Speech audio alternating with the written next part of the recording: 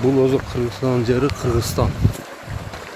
18 июня в местности участка Джанынджер города Кадамжай Кадамжайского района около 15 часов дня 20 местных жителей собрались с целью выразить свое недовольство деятельностью межправительственной комиссии по делимитации и демаркации границ Кыргызстана и Узбекистана.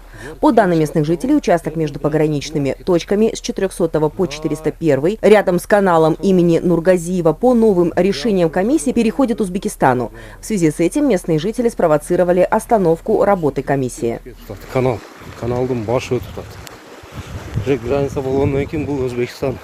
Комиссия по делимитации и демаркации госграниц Кыргызстана и Узбекистана приостановила свою работу до принятия двустороннего решения по данному участку. Совместно с представителями МСУ проведены разъяснительные работы с гражданами, после чего местные жители разошлись.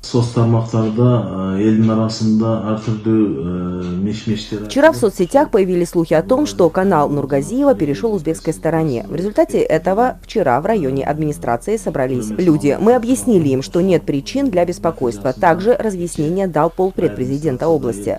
Туннель и канал не будут переданы Узбекистану. Комиссии будет продолжен перенос пограничного перехода дальше от канала и туннеля. В настоящее время обстановка на данной территории стабильная. Каких-либо недовольств и провокаций со стороны местных жителей не наблюдается. Юлия Ценко, Инет Эргешева, ЛТР Бишкек.